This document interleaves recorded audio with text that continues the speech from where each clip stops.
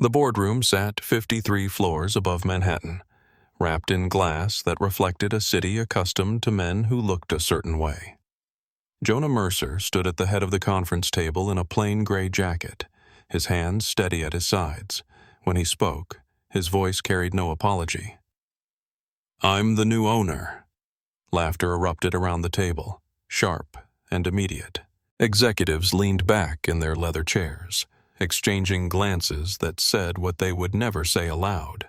At the far end, Cassandra Vale laughed loudest, her head tilting back with the confidence of a woman who had never been told no. She reached for the documents in front of her, ready to dismiss them along with the man who brought them. Then her fingers stopped. Her eyes caught the signature at the bottom of the page. The laughter died in her throat, somewhere in the back of her mind. A door she had kept locked for 12 years began to open. Jonah Mercer lived in a 2-bedroom apartment in East Orange, New Jersey, on a street where the streetlights worked half the time, and the neighbors knew each other's schedules.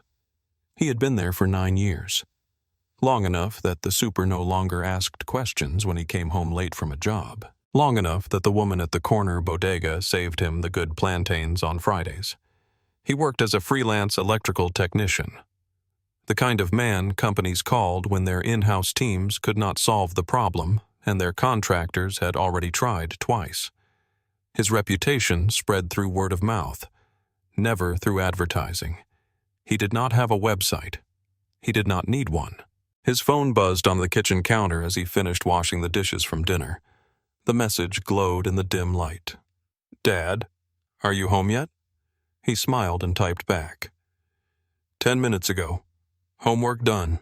Almost. Can we watch something after? If it's done by 9. A small purple jacket hung on the hook by the door next to his work coat. The jacket had a patch on the left sleeve where Mila had caught it on a fence last spring. He had sewn it himself, the stitches uneven, but holding. Jonah moved through the world carefully, not because he was afraid, but because he had learned what carelessness caused men who looked like him.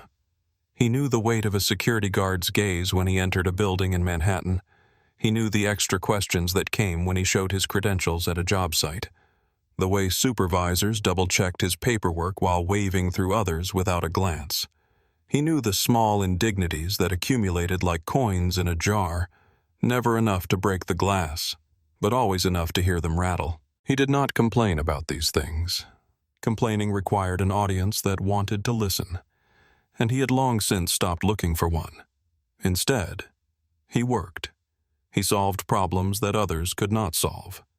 He came home to his daughter, helped her with her math, watched cartoons until her eyes grew heavy, and carried her to bed when she fell asleep on the couch. This was the life he had built, quiet, intentional, invisible to anyone who was not looking. 3 weeks before the boardroom, a letter had arrived at his apartment. The envelope was heavy, cream-colored, with a Manhattan return address he did not recognize. Inside, a single sheet informed him that his presence was requested at the offices of Whitmore, Chen and Associates regarding a matter of inheritance. He had almost thrown it away. He did not know anyone wealthy enough to leave him anything. His mother had passed 8 years ago, leaving behind her recipe box and a collection of gospel records. His father had been gone longer than that, leaving behind nothing at all. But something made him keep the letter. Something made him call the number and schedule the appointment. Something made him take the train into the city on a Tuesday afternoon, wearing the only blazer he owned, and sit in a waiting room where the magazines cost more than his electric bill. The lawyer who met him was a woman in her 60s with silver hair and a gaze that gave nothing away. She led him to a private office, closed the door, and placed a folder in front of him. "Mr. Mercer," she said, "do you remember the night of March 15th, 12 years ago?" He had to think about it. March 15th, 12 years ago. Mila would have been 5. He had been living in a different apartment then, a smaller one in Newark, working nights at a warehouse while he built his client list. "I'm not sure," he said honestly. There was an accident. The lawyer continued. A young woman's car struck a fire hydrant on Raymond Boulevard. You stopped to help. The memory surfaced slowly, rising like something long submerged. A rainy night. A silver sedan crumpled against a hydrant. Water spraying into the street. A woman in the driver's seat. Young, white, shaking so hard she could not open her door. He had helped her out of the car, checked that she was not bleeding, offered her his phone to call someone.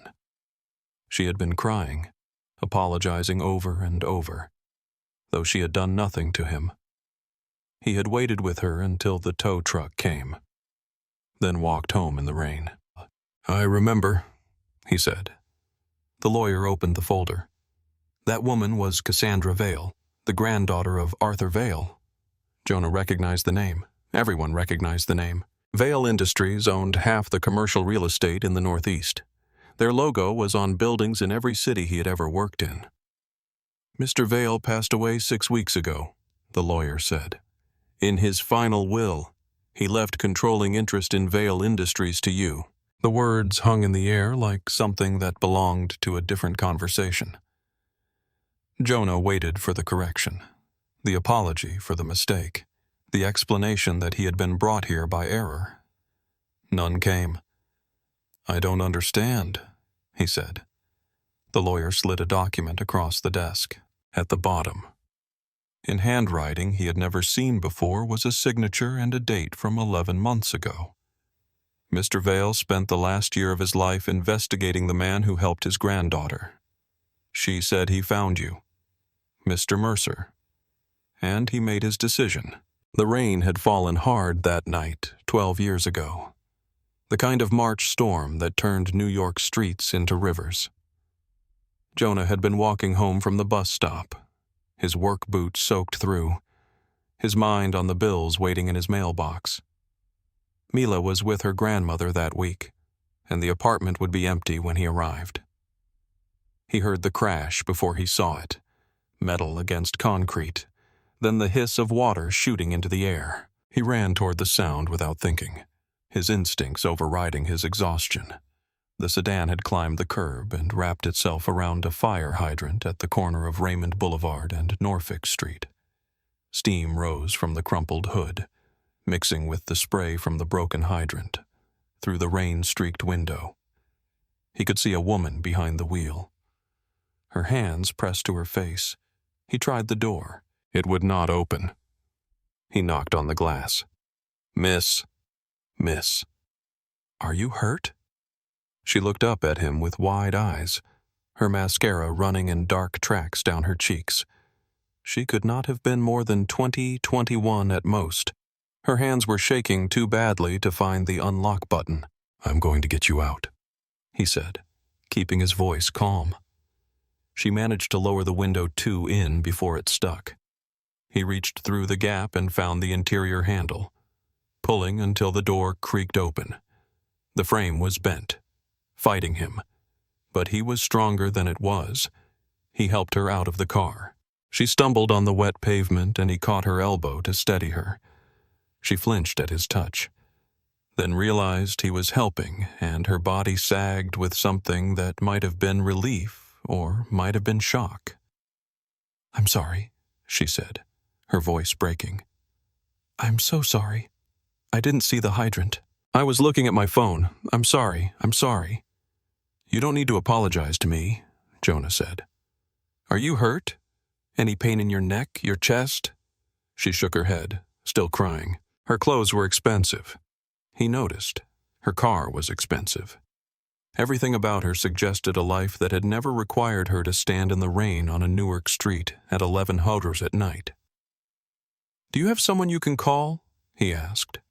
She patted her pockets, then looked at the car in despair. My phone's in there somewhere. I can't. I don't know where it went. He handed her his phone. It was an old model. The screen cracked from a fall at work, but it made calls. Take your time, he said while she called someone a friend, a roommate. Her voice too quiet for him to hear the details. He walked around the car to assess the damage. The front end was destroyed. The hydrant had punched through the grill and into the engine block. Water was pooling beneath the chassis, mixing with something darker that might have been oil. She would need a tow truck. She would need a ride. She would probably need to call her insurance in the morning. She finished her call and handed back his phone. "Thank you," she said. "I don't know what I would have thanked you." A tow truck arrived 20 minutes later. Jonah waited with her until it came, standing in the rain because there was no shelter nearby, and he did not want to leave her alone. She offered him money when the truck pulled up. She reached into her purse and held out a handful of bills, more than he made in a week. He shook his head. "My daughter's watching," he said. She looked confused. He did not explain. His daughter was not there. Of course, she was across town, asleep in her grandmother's house. But Mila was always watching in the way that mattered. Every choice he made became part of the man she would learn to measure other men against. He could not take money for simple decency. The woman climbed into the tow truck. She looked back at him once through the window, her face pale and uncertain. Then the truck pulled away and Jonah walked home in the rain. He never learned her name. He never expected to see her again. Cassandra Vale had built herself into a weapon before she turned 30. By the time she became CEO of Vale Industries at 29, she had already earned a reputation for precision that bordered on ruthlessness. She made decisions quickly and changed them rarely. She cut budgets without sentiment and terminated partnerships without apology. The business press called her a visionary. Her employees called her other things, but only in whispers. She believed in merit. She believed that success came to those who earned it, and failure came to those who did not. She had graduated summa cum laude from Wharton. She had worked her way up through the company despite sharing a last name with the founder. She had proven herself in rooms full of men who expected her to fail. What she did not acknowledge, even to herself, was the difference between climbing a mountain and being born halfway up. Her grandfather had paid for her education. Her family name had opened doors before she knocked. The accident that might have derailed another life, a night in Newark, a ruined car, a public embarrassment, had been erased by lawyers and money before the sun came up. She did not remember the man who had helped her. She remembered the rain, the fear, the shame of her own carelessness. She remembered calling her roommate and crying the whole ride home. She remembered buying a new car the following week and never driving through Newark again. The man had been background noise, a stranger who happened to be there. She had not looked at his face long enough to memorize it. She had not asked his name. In the years that followed, Cassandra learned to see the world through spreadsheets and quarterly reports. She learned which neighborhoods produced reliable returns and which ones drained resources. She learned to read a room by the clothes people wore and the way they carried themselves. She learned that confidence was a currency more valuable than competence, and she spent it freely. 3 years ago. Vale Industries had considered a bid on a municipal contract in Newark. The project required local subcontractors, and Jonah Mercer's name had appeared on a list of qualified technicians. Cassandra had been in the meeting when the candidates were reviewed. She did not remember making the decision herself, but she remembered the outcome. His bid was rejected. The notes in the file said something about concerns regarding capacity, but the real reason was simpler. He did not look like the kind of contractor Vale Industries worked with. She did not know she had crossed paths with him. She did not know that the man she had dismissed with a glance was the same man who had stood with her in the rain, refusing her money because his daughter was watching. She learned to see people as problems to be solved or obstacles to be removed.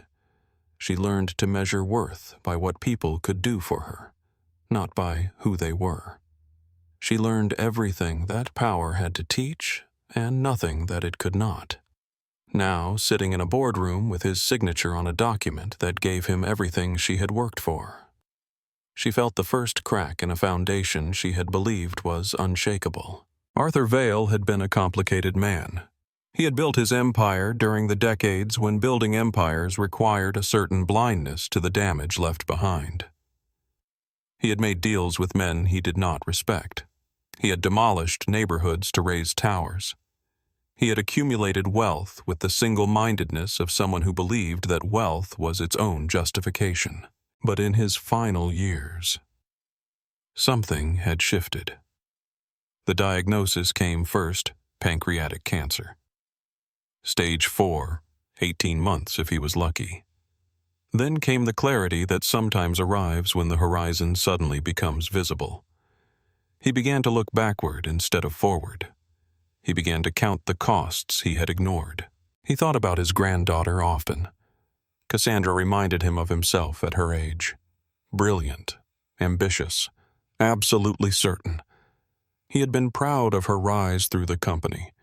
He had told himself that she was proof of his legacy, the best parts of him continuing into the future. Then he heard her on a conference call discussing layoffs in a New Jersey district with the same detachment he had once used to discuss demolitions.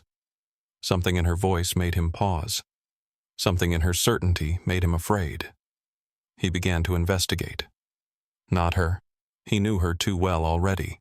He investigated the night she never spoke about the accident that had been scrubbed from the family record so quickly that he had almost forgotten it happened. He hired a private investigator, a careful one, and waited for the report. The report arrived 4 months before he died. It told him about Jonah Mercer, the address, the work history, the daughter. It told him about a man who had stopped in the rain to help a stranger and asked for nothing in return. It told him about a life lived at the margins of the city his family had helped build, invisible to the systems that were supposed to notice it. Arthur read the report 3 times. Then he called his lawyer and began making changes. He did not tell Cassandra. He did not tell anyone. He understood that what he was doing would cause chaos, would shake the company to its foundations, would force his granddaughter to confront something she had carefully avoided for a decade. He also understood that these were exactly the reasons to do it. He met Jonah once secretly. He arranged a meeting through an intermediary posing as a potential client. He sat in a diner in East Orange and watched the man his granddaughter had forgotten. He saw how Jonah listened more than he spoke. He saw how Jonah treated the waitress like a person instead of a service. He saw in 100 small details the qualities that his own family had lost somewhere along the way to wealth. "What would you do?" Arthur asked. "If you had more resources than you could ever use?" Jonah had looked at him strangely. "I'd make sure I still came home for dinner," he said. Arthur signed the documents. The following week, he placed Jonah Mercer at the center of his will and surrounded the provision with enough legal protection that no challenge could succeed. Then he waited to die. In his final months, he wrote letters he never sent. He wanted to tell her that he was not punishing her, that he still believed in her capacity for growth, that he was giving her the gift of losing everything so she could discover what remained. He died on a Thursday afternoon in March, 12 years to the day after a young woman crashed her car in Newark and a stranger helped her out of the rain. Cassandra stared at the signature. The room had fallen silent around her, the laughter replaced by a tension that pressed against the glass walls. The other executives were looking at her, waiting for direction, but she had none to give. "This can't be legal," someone said. "It's legal." The voice came from the doorway, the lawyer from Whitmore, Chen and Associates, the same silver-haired woman who had first informed Jonah of his inheritance, stepped into the room with a briefcase that probably cost more than Jonah's car. "Every provision has been verified. Every challenge has been anticipated. Arthur Vale spent 11 months ensuring this document would survive any court in the country." Cassandra's mind was racing, but her thoughts kept catching on the same fragment of memory. Rain. A cracked phone screen. A voice saying, "My daughter's watching." She had not thought about that night in years. She had trained herself not to think about it, to file it under youthful mistakes, and move on. Now the mistake was standing at the head of her conference table, wearing a jacket that did not fit the room, looking at her with eyes that held no triumph. You, she said. Her voice was barely above a whisper. You were there. Jonah nodded slowly. I was. Why didn't you ever... She stopped. The question felt absurd even as it formed. Why didn't you ever come forward? Demand recognition. Try to leverage that night into something more. Those were the moves she would have made. They were not the moves of a man who refused money because his daughter was watching. I didn't know who you were, Jonah said simply. I helped someone who needed help. That was the end of it. The lawyer cleared her throat. If the board would like to review the complete documentation, I'd like the room, Cassandra said. She did not look at the other executives. She did not need to. They filed out in silence, gathering their tablets and coffee cups, exchanging glances that would fuel gossip for weeks. The lawyer remained when the door closed. Cassandra stood. She walked to the window and looked out at the city she had believed was hers. 53 floors below. People moved through their lives without looking up. They did not know that the woman in the glass tower had just lost everything. They did not care. What do you want? She asked without turning around. The same thing I wanted 12 years ago, Jonah said. To go home to my daughter. Then why are you here? Because your grandfather asked me to be. She turned to face him. He had not moved from his position at the head of the table. He stood like a man accustomed to waiting, accustomed to being underestimated, accustomed to outlasting the noise around him. My grandfather didn't know you, she said. He did. Jonah reached into his jacket and withdrew a photograph. He slid it across the table, and Cassandra picked it up with fingers that trembled slightly. The photo showed Arthur Vale sitting across from Jonah in a diner booth. They were both looking at the camera. A candid shot probably taken by a waitress, and Arthur was smiling. Not the corporate smile Cassandra knew from board meetings, but something softer, something real. He found me about a year ago, Jonah said. We talked a few times. He wanted to understand why I stopped that night, what I believed in, what I would do differently if I had the power to do anything. And what did you tell him? I told him I'd try to build something my daughter could be proud of. The words landed like a verdict. Cassandra set the photograph down and pressed her palms flat against the table. Her grandfather had been watching her. Her grandfather had been disappointed. Her grandfather had chosen a stranger over her, and now she was supposed to accept it. This isn't fair, she said. Jonah did not argue. He simply waited. And in his silence, she heard everything he did not say. That fairness had never been part of the equation for men who looked like him. That the system she believed in had never believed in him. That she was learning in one afternoon what he had known his entire life. Jonah did not raise his voice. He did not need to. The room was quiet enough that even a whisper would have carried. And what he said was quieter than a whisper. It was a simple truth, offered without anger. When I walk into a building like this one, he said, security asks for my ID twice. They call upstairs to confirm. They watch me while I wait. They watch me while I leave. He paused. When I go to pick my daughter up from school, I make sure to wear something with a collar.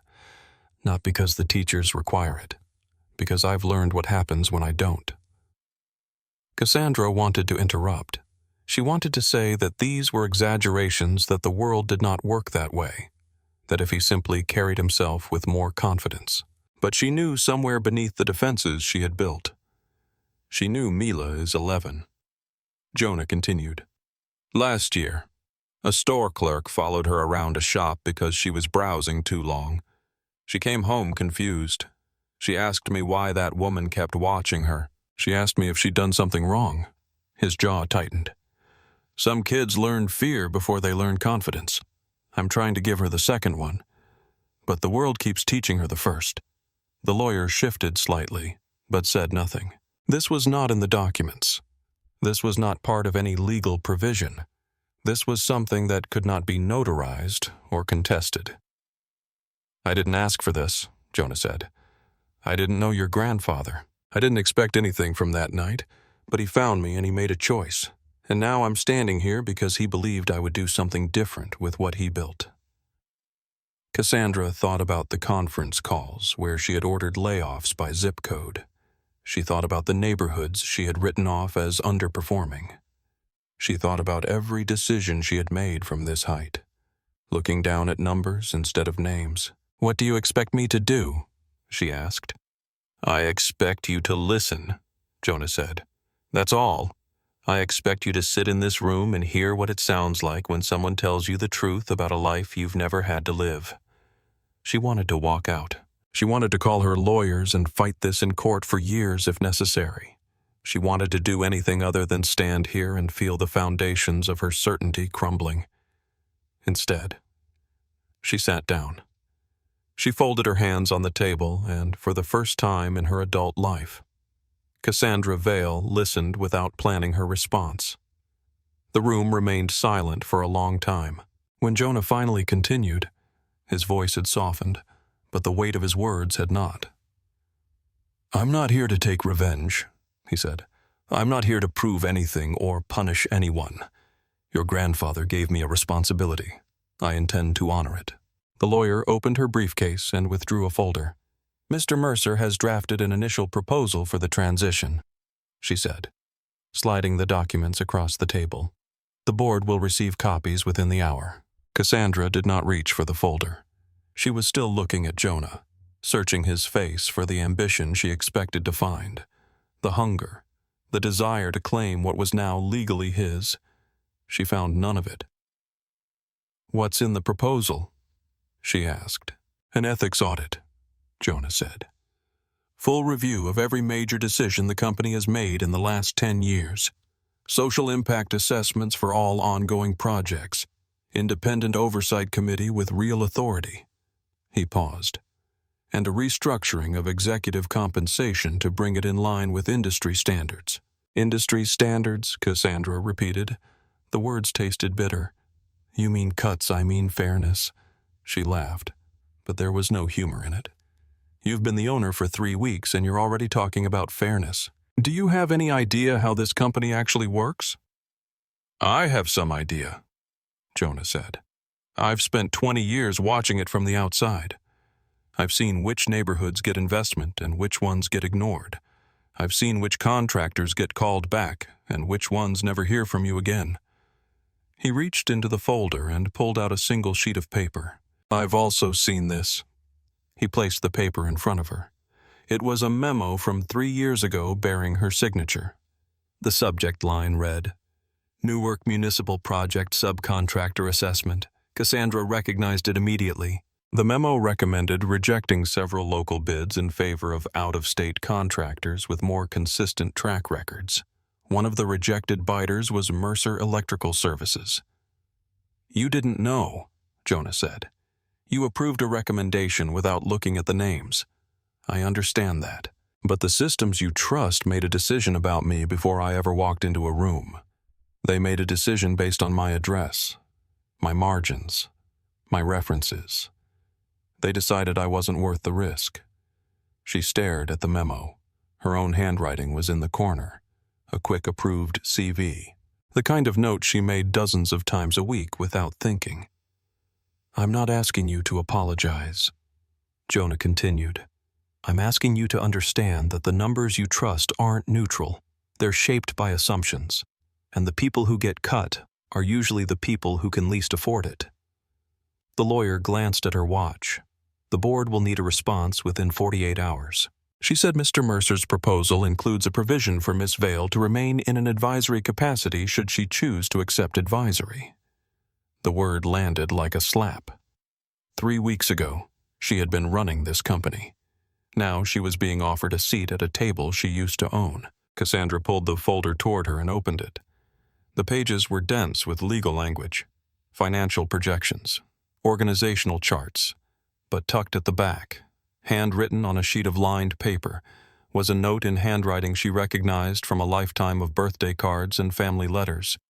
It was from her grandfather, Cassie. It read, "By the time you read this, you will be angry, you will feel betrayed. You will want to fight. That's good. That's the part of you I've always been proud of. But I need you to understand something. I'm not giving this company to a stranger. I'm giving it to the man you forgot to thank. He didn't forget you. He just didn't know who you were. There's a difference. I spent a year watching him, and I learned more about integrity from his ordinary life than I ever learned from our extraordinary one. Don't fight this. Learn from it. The company will survive. The question is whether you will. With all my love. Grandpa Cassandra read the letter twice. Her hands were shaking when she finished. He wrote this before he died. She said it was not a question. 3 months before, the lawyer confirmed. He gave it to me with instructions to include it in the transition documents. Cassandra folded the letter carefully and placed it in her pocket.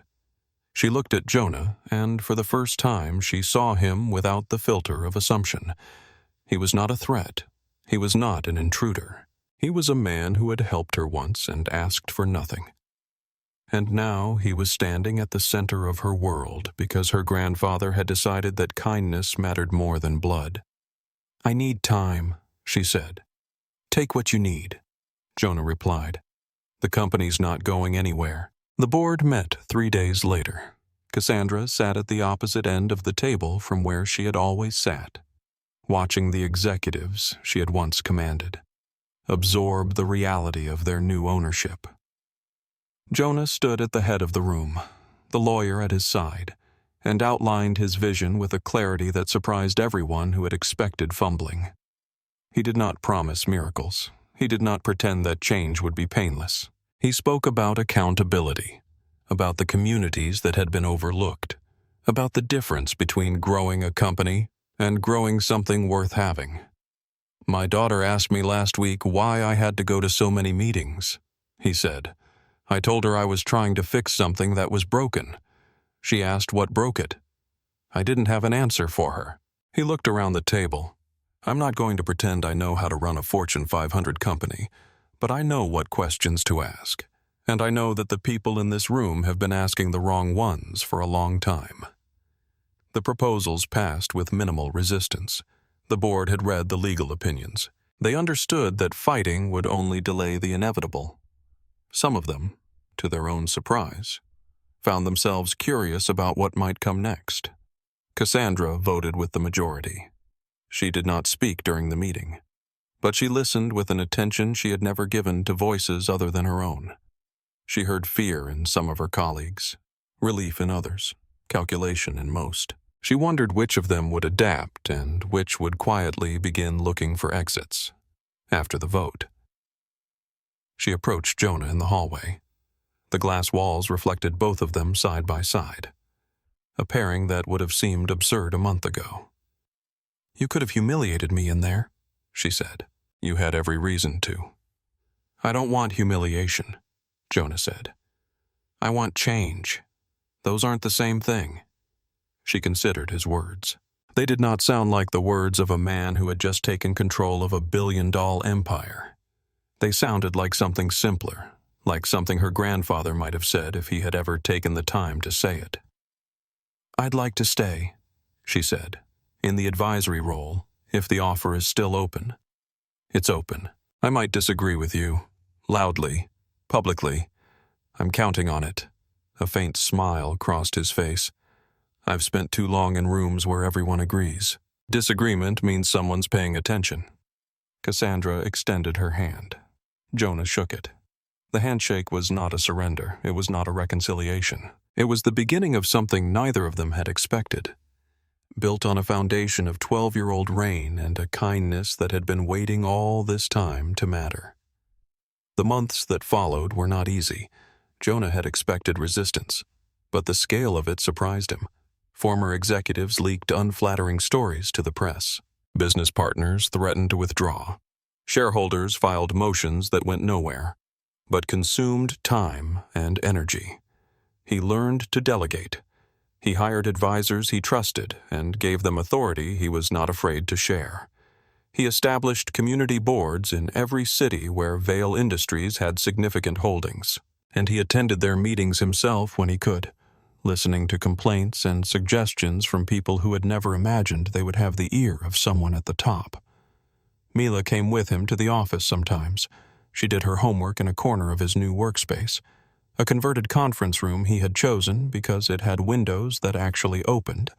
She asked questions about what he was doing, and he answered them honestly, without pretending that everything was simple. "Are you the boss now?" she asked one afternoon. "Sort of," he said, "but I'm trying to make it so there are fewer bosses and more partners. What's the difference?" "A boss tells people what to do. A partner asks them what they think." She considered this. "I like partners better," she decided. "Me too, baby. Me too." Cassandra adapted more quickly than anyone expected. She channeled her formidable energy into the impact assessments, traveling to sites she had once only known as coordinates on a spreadsheet. She met workers she had laid off and supervisors she had never thought to consult. She learned names, histories, grievances she had never allowed herself to hear. It was not a transformation. Transformations happened in movies. What happened to Cassandra was slower and more painful.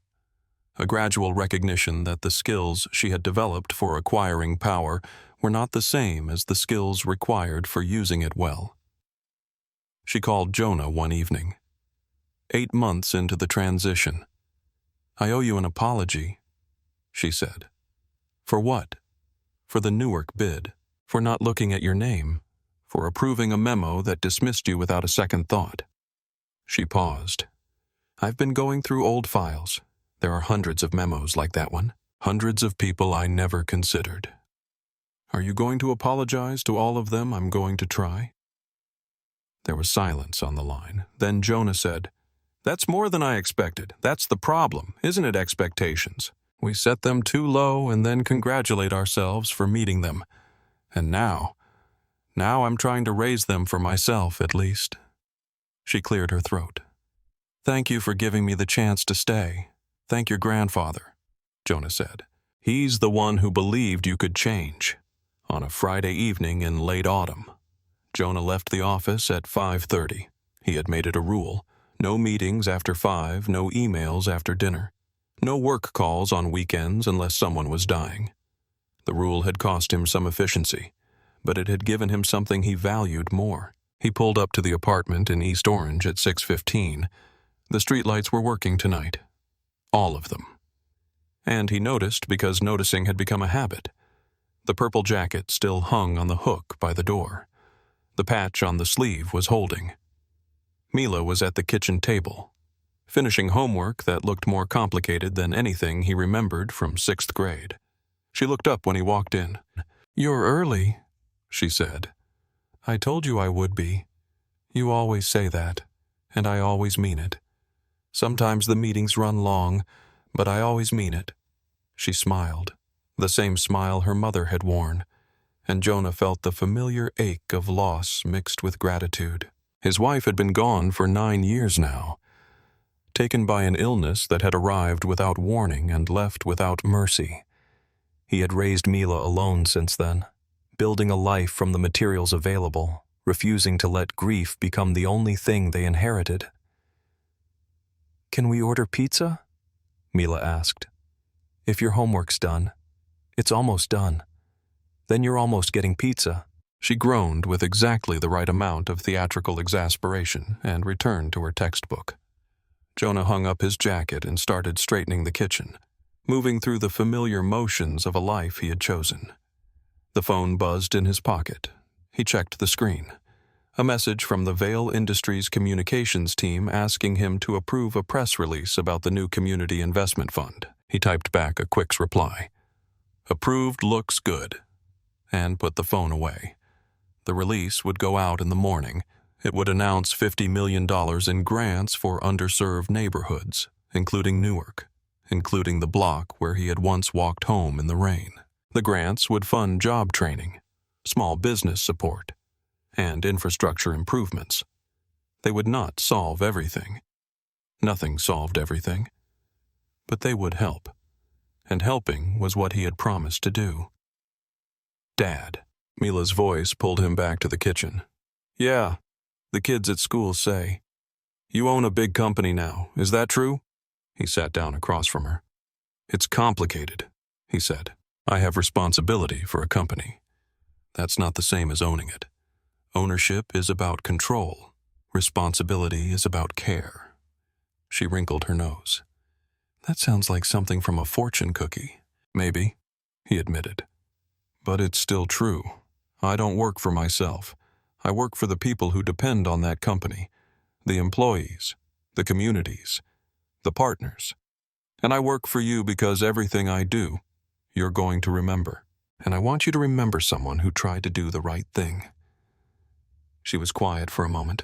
Then she said, Is that why you helped that lady in the rain? The one Grandpa Vale wrote about? Jonah had not hidden the story from her.